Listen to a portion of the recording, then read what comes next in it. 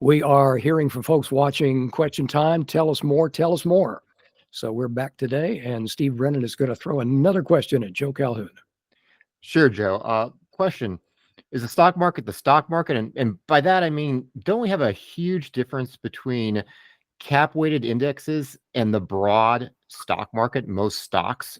Maybe one of the biggest differences we've seen in quite a while here. Let's talk about what is a cap weighted index. What does the index look like? You look at the S&P 500, you look at the NASDAQ. What are you getting?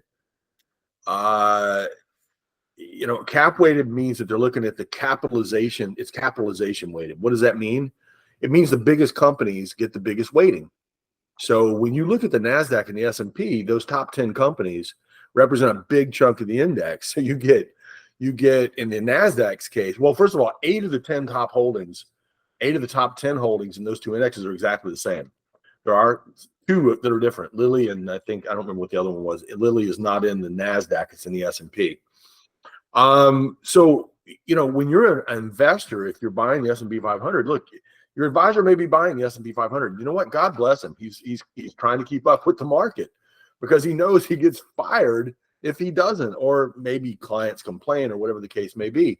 But I'm not sure he's really fulfilling his fiduciary duty, because when you buy these indexes, it's kind of it's kind of insane to put that much of your money. You got 500 stocks. You're going to put 35% of your money not in 500 stocks. You can 35% of that money is going to go into 10. And in the case of NASDAQ, it's almost half.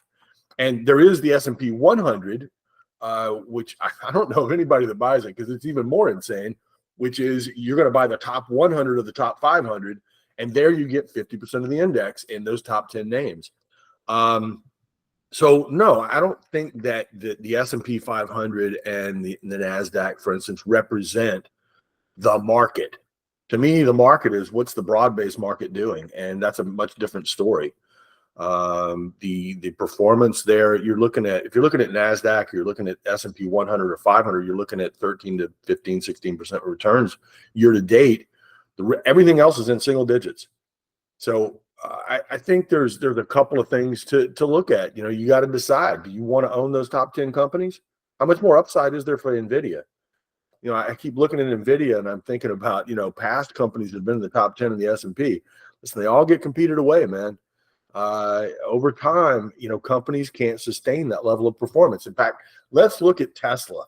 Tesla is the poster child for not being able to keep up. The thing pops into the top 10 in the S&P, and now, by the way, it's number 10. It's dropped from, I think, number 2 down to number 10. Why? Well, stock's down 50% in the last 2 years. Now, is Tesla a bad company? Well, I don't really know that much about Tesla, so I'm not going to talk about that. I'm not a big Elon Musk fan. But I would say that 2 things are happening there. One, I think the company is poorly managed. And number 2, I think they're seeing a lot of competition from China. Their Chinese business has gone to hell because the Chinese are subsidizing their electric industry, and they're driving them down. So it's hard to stay on top, I guess, is my point. So if you want to buy NVIDIA and think that it's going to continue to be the dominant company and it's going to continue to grow at the rates it has, I think it's nuts. But if you want to make that bet, go ahead and make it. Same thing with Eli Lilly. Look, Eli Lilly and Novo Nordisk, the Danish company that make these GLP-1 drugs, these weight loss drugs, I guess God bless them. they figured out a way to finally solve the obesity problem. Although I suspect there's going to be more problems, more side effects than people expect on that stuff. But we'll see what happens. But again, do you think that nobody else is going to make one of these drugs?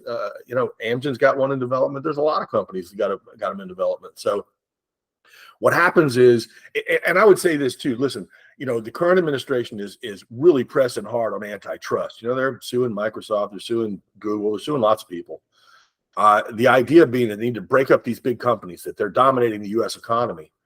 Well, I don't know that they're dominating the U.S. economy. I don't think they represent the economy at all. I think they represent themselves. They're 12 very successful companies, and that's it. But it doesn't mean that's the way we want to invest. Look, we have a duty to kind of be, we have to think about what we're buying. We can't just buy things blindly. I think a lot of people buy these things. They don't know what they're getting.